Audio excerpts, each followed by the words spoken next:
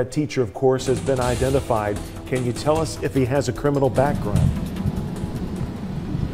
No criminal background that we've been able to find, Greg. As a matter of fact, he's one of the most popular and well-known teachers here at Dalton High School. Former radio station employee. He's been the radio voice of the Dalton Catamounts football and basketball team for 14 years, in addition to his duties as a social studies and history teacher here. Very well liked by the students. We've been following social media today and looking at some of the tweets the students have posted. Very popular. He's taken students on field trips near and far, even overseas. So it came as a surprise today when something was obviously wrong. He had barricaded himself in his classroom. The principal tried to make contact. A little later, the sound of gunfire was heard, and that set off the panic that resulted in students running out of the school, looking for cover, and eventually being transferred over to the Northwest Georgia Trade and Convention Center.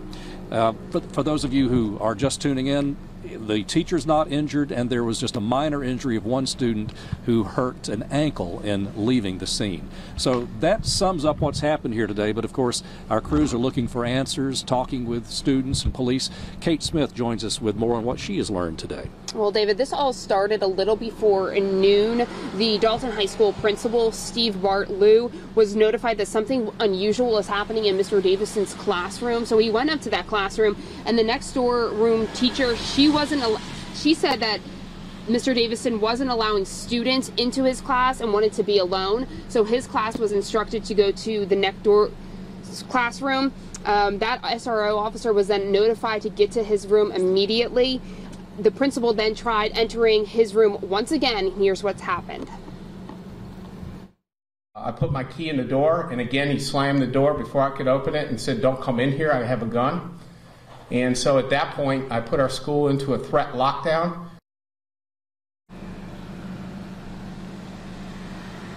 The threat lockdown means students have to, in the immediate area, have to leave, and then they work the rest of the students to get out of the building. The SRO officer placed Davidson into custody 45 minutes after the initial call.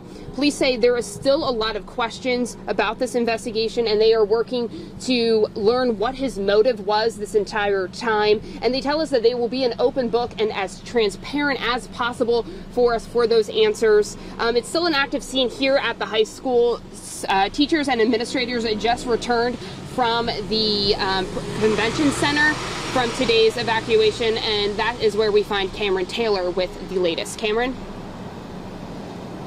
Kate, for several hours, parents picked up their kids from here, the convention center. I'm told that everyone has gone home at this point. As Kate mentioned just moments ago, we saw teachers and employees going back to the high school to pick up their vehicles. Now, earlier today, there were long lines of cars and also school buses who had taken students to the Trade and Convention Center.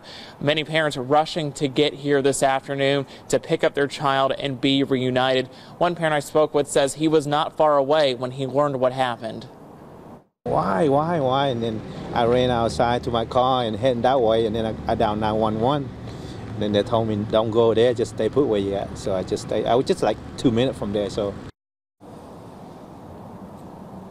And some students that we spoke with outside the Trade and Convention Center that were reunited with their parents, you could just see fear in their eyes. A lot of them could not find the words to explain what happened today at school. Understandably, all of them were shaken up this afternoon, and we're going to hear from them coming up later at 6. For now, live in Dalton, Cameron Taylor, Channel 3 Eyewitness News. Cameron.